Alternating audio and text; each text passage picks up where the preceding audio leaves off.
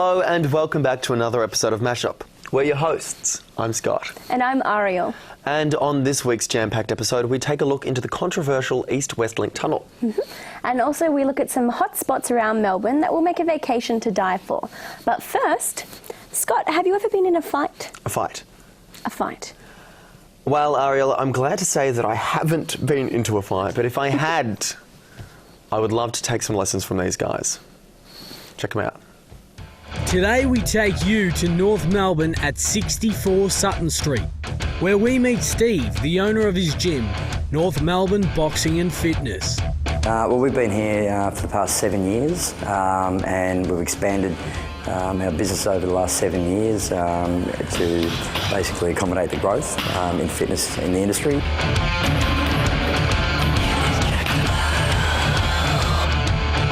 We offer a variety of different classes, fitness classes. We offer primarily our training based on boxing and fitness.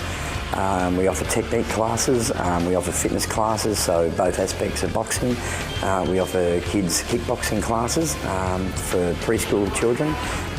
We also have a weights room, so pretty much a good mixture of fitness classes and boxing and the like.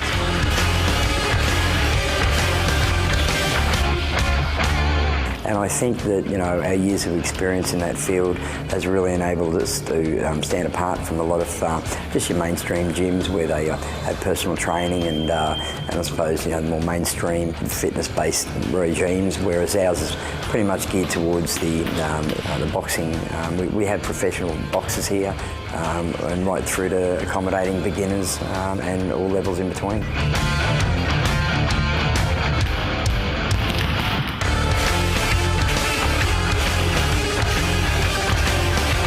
I started boxing when I was about 15. I'm now 23, but I had my first fight when I was about 15 or 16. Jake is currently the Australian Super Middleweight Champion, which he won in his 5th professional fight. Jake Carr, good body shot from Carr. Carr, watch this for defence. Side to side, attack, defence again. This kid is amazing.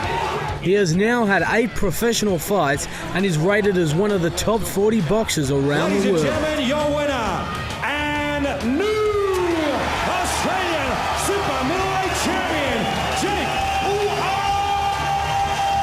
Carr. Boxing definitely kept me focused. You know, it's a very disciplined sport, and being down here at North Melbourne Boxing Fitness, you know, Steve's very big on that. You know, you have to be dedicated to do what you want to do, and if you work hard, you'll get your results, and that's what a lot of the members down here aim to achieve. You know, they put in all the hard yards, and they put in a lot of work, and they work on their fitness, and that's what we're all about, seeing results, and that's, you know, really what life's about. North Melbourne's a great community. At 64 Sutton Street, we've got a variety of different concepts going on in the building. The building's grown since I've been here. Jason Coleman's Ministry of Dance moved into the building over the past 6-7 years. We've now got a new restaurant that is owned by Gary Megan from MasterChef, who's also opening his restaurant very shortly. We've got a cooking school that's coming in. So the growth within Sutton Street, within the North Melbourne area, we've seen a lot of growth and development within the building, which is bringing a lot of business to the street, and also bringing people from the outer suburbs into North Melbourne. So if you're looking for a hobby or place to go and work out with your mates, head down to 64 Sutton Street and maybe try something new. Ariel, I definitely wouldn't want to challenge any of those guys in a fight. They look tough. They look like they could be in a movie. Really? In a movie? Well, what's your favourite movie? Well, if I had to pick a fighting sort of film, probably Kill Bill Volume 1 or 2. Sort of tied right there. I haven't actually seen any Kill Bill films. You got to check them out. You're I will, it's a must. missing out. Right, well, Scott, since we're on the topic of films, have you ever wondered how films are made? Well, to tell you the truth, Ariel, I haven't really given it that much thought. Well then, you're in for a treat, because the next story is all about filmmaking. Hi, my name's Jordan Whipple. I'm an independent filmmaker from rural Victoria, and yeah, I'm here to talk about films and what I've been doing and everything like that.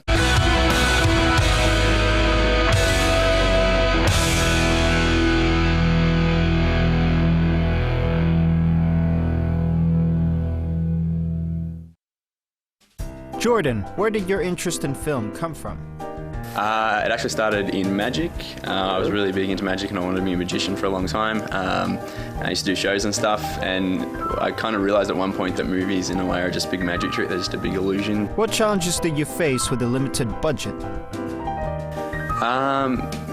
Pretty much every challenge you can possibly face, I suppose, with a budget. If you have a budget, it's awesome, but usually everything I've made so far I've worked without a budget totally, so yeah, it can be hard, but I think the key to doing the independent filmmaking and not using as much money as with the big, budgeted films is, knowing your limitations, and I try and come up with ideas and stories that would be available to me, and I can use things around me to kind of compile them all together and try to make something that looks like it has a budget, but in fact I'm just using, what I've got around me and everything like that. So, what kind of cameras do you use? I pretty much choose DSLRs mainly for the benefits because they're the closest thing I can afford, or it's in my, I have close to me that I can borrow that I will get the cinematic look. Yep. On my first film, Rain Dog, I did use just a normal HD video camera, and it worked for that, but I wanted to do other things and explore kind of the, shallow depth of field and the cinematic look that you can get, and DSLRs with the interchangeable lenses are just great for getting a cinematic feel, and it's the closest thing I think you can get to replicating film without actually buying a huge expensive $1,000 camera or renting one. What made you enter your films into festivals? The 2012 film, short film I made, Rain Dog, at the time I actually just wanted to see what the whole festival experience was like and submitting into a festival, so I just gave it a go online, and it was more of an experience to see just what you got to do, and I ended up getting into a festival, and I was like, wow, this is incredible, I didn't expect that at all, and so I thought I'd enter a few more, and it ended up getting into about 7 or 8 festivals across the world. There was 3 or 4 in America, and one in the Byron Bay International Film Festival was one of the biggest ones, and I flew up and attended the screening for that, and then also in Phoenix, Arizona was the International Phoenix Film Festival, which I flew over and attended as well. Mine I did with no budget at all, and all the actors and even the voiceover guy, they're not actors, they're all like footballers and teachers from my town. Who are your favorite directors? My favourite director of all time is probably Jim Jarmusch. His film's Dead Man. I love his stuff. That's highly influential of everything I do. I'm sure most people can see it. The other directors I love, Tarantino, obviously, Scorsese, Kubrick, all the Coen brothers, all the very typical ones. There's a bit weirder ones like Takashi Miike, who's the Japanese kind of art house, really weird director. I really love his stuff too. So yeah, it's all influential. And Robert Rodriguez, obviously, in the terms of the way he makes films and how the kind of low budget. Where can we find you, Jordan? Check out anything else I do or any of my work. I have YouTube channels, which I think will be up down the bottom here on the bottom of the screen. Is that right? And anything else you can find online, or type my name in on Google and you can see Rain Dog or my other short films that come up then.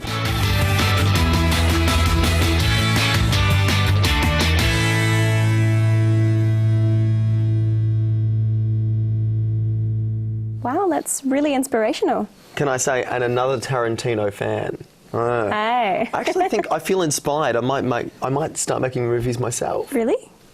Yeah, well, I'll tell you about that after the break.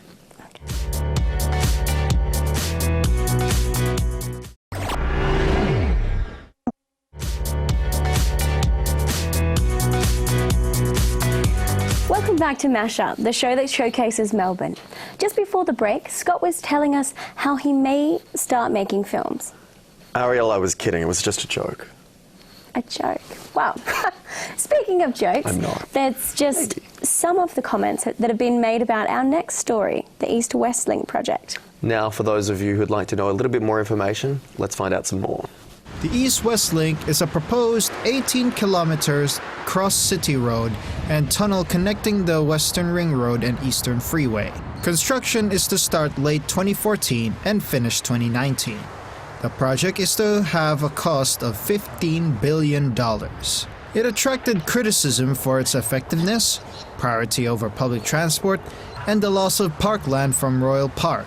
Well, look, all I could say is that the Royal Park residents have got a concern with it, the Moonee Valley residents have a concern with it, and there's all those open spaces which are going to be impacted upon. So they should be putting the money into public transport and looking after the needs of the residents down in that area. It's a massive project. $8 billion project. So in actual fact, there will be creating more traffic hazards in and around the residential area of Moonee Valley. It's alleged the traffic will be improved, but Hoddle Street will be far worse. Well, all I can say is that in the short term, I presume it would bring employment to this area, but it'll certainly open up further traffic issues. 125,000 vehicles a day along the Eastern Freeway. The vast bulk of those are heading to jobs, services in and around the inner parts of Melbourne. There will be benefits to the western portion. The trucks and the traffic will be freed up from travelling over the Westgate Bridge, so that will be certainly an improvement getting in and out of the dock. It's thought that it'll benefit freight traffic, but freight traffic the freight industry had actually preferred the Greensborough link off the Eastern Freeway. The money should be put into public transport and not wasted on a frivolous infrastructure project, which this government is just proving to be thinks will be a vote catcher. Mass transit really requires public transport and rail. We feel the state government hasn't proven that there is a benefit to the whole city. Transport planners all around the world know that you cannot build your way out of congestion by building more freeways. I certainly won't be using it. As it is, I come down Mount Alexander Road to Flemington Road. I certainly would be opposed on it on principle in the fact that there's been no consultation. Find more information on the East-West Link by visiting the Linking Melbourne's Authority website. The MP for Public Transport, Terry Mulder, did not reply to our request for an interview on the topic. It's an incredibly informative story, but what's your opinion? My opinion? Well, I just learn a lot right then and there, actually. I take a lot of public transport, Scott, so I think that anything that could benefit public transport in the long run with congestion and whatnot, I guess it could be a good thing. Well, I kind of feel like I do see some benefits of the East-West Link tunnel. However, I feel if you're spending that amount of money, I really feel like that you should be investing in public transport infrastructure as opposed to creating more roads. And that would help reduce some of the congestion. That's just my thoughts. I can understand where you're coming from. So, Scott, are you a huge music fan? Nice segue. I'm not. Well, I am. This Who next doesn't love story music? features an up-and-coming band in Melbourne. Let's check it out.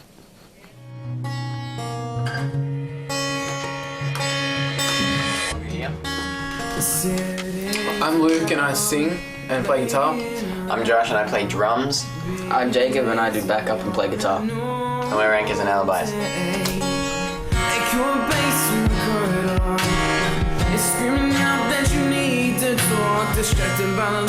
Anchors and Alibis is a post-hardcore band from the northern suburbs of Melbourne. Our families were friends, but I didn't know Luke sang. And I saw one of his clips on YouTube once and I was like, hey man, let's start a band. And Luke's my brother, so I just tagged along.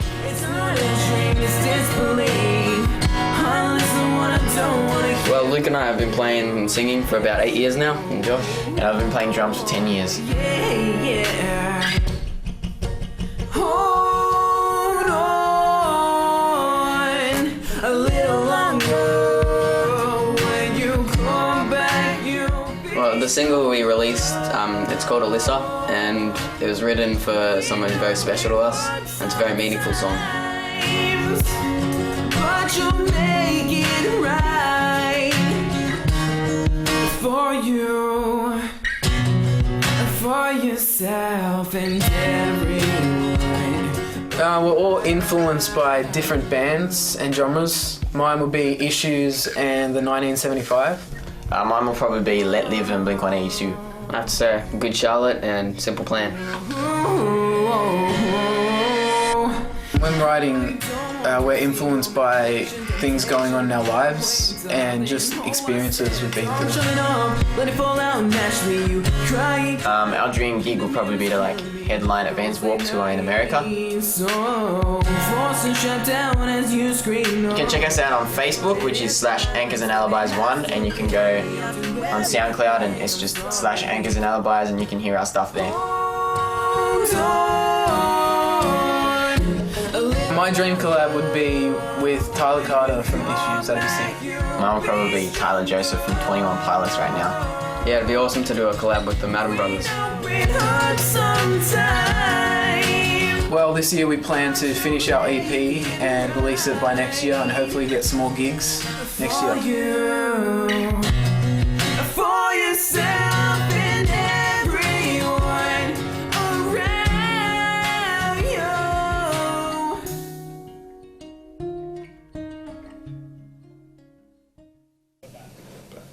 Wow, Scott, they're all really talented for such young people. I know, but oh my gosh. such nice guys as well. I'm really I wish them impressed. well. The next big thing, absolutely. Really lovely guys, but hugely talented, like you said. Well, Scott, would you look at the time? It's time for another break. So don't go anywhere. Stay in your seats because Mashup will be back right after this. Welcome back to Mashup. On tonight's episode, we've taken a look at kickboxing, filmmaking, and had some controversy as well. But what's up next, you might ask? Well, I'll tell you what's next. Please do. Have you ever wanted to go on a holiday so bad but Yes. been too strapped for cash? Sometimes. That's us. Well, our next story shows you the hottest places around Melbourne to have the perfect holiday dirt cheap. Melbourne, a city of wonder and excitement, where Australians and people of any nationality can enjoy an exciting lifestyle and learn about different cultures. Melbourne is rated as the world's most livable city and has some amazing attractions to show for it. The first attraction stands 297 metres high and is the tallest building in the Southern Hemisphere. It is the Eureka Tower. The most exciting attraction the Eureka has to show is the Sky Deck. With glass 4.5 centimetres thick, you get to experience the thrill of hovering above the ground. The Sky Deck is on the 88th floor, where visitors can enjoy a beverage and get the most amazing view of all the corners in Melbourne.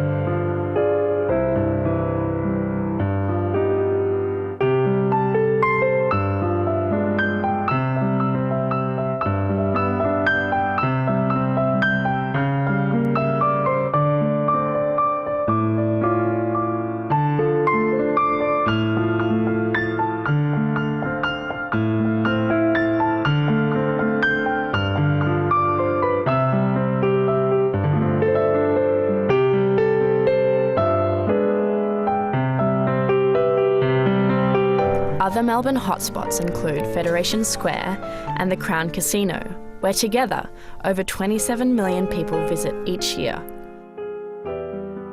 Another fantastic attraction is the Docklands, where you can find yourself relaxing in the wonderful cafes or enjoying your time by the bay.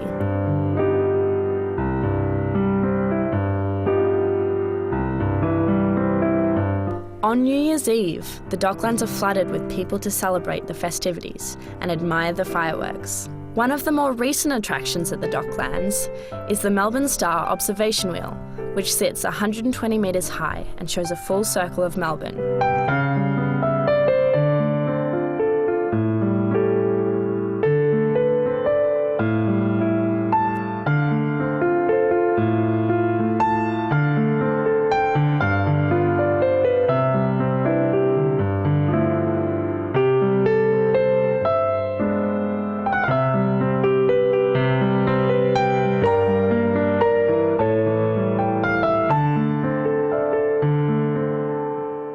By day, the view is amazing, but there is always a spectacular show by night.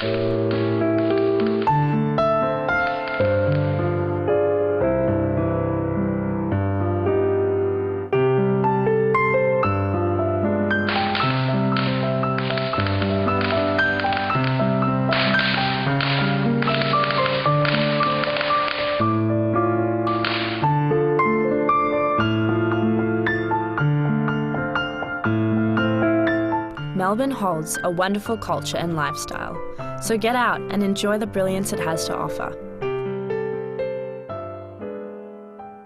That's so awesome. Now I can actually have my own little holiday right here in Melbourne. Yep.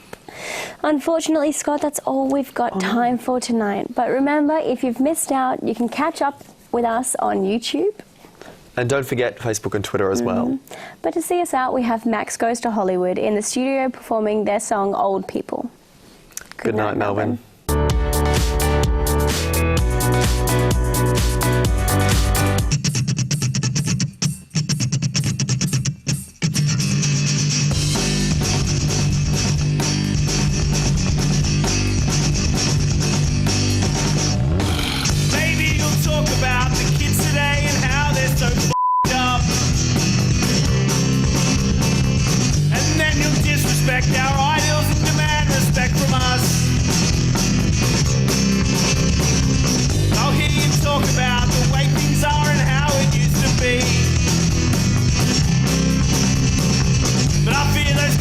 blinding eyes you have will never let you see. You're lacking common decency. You're lacking common decency. Maybe you'll talk about the way things were and how it's different now. I bet you refuse to take on the new because you don't know how. They'll hear you talk about how me and mine are less than you and yours. You think we're lost, you're narrow-minded, future's a lost cause. You're lacking common decency. You're lacking common decency. You might be here from long before, but I am new, so you might be common, but you're not decent.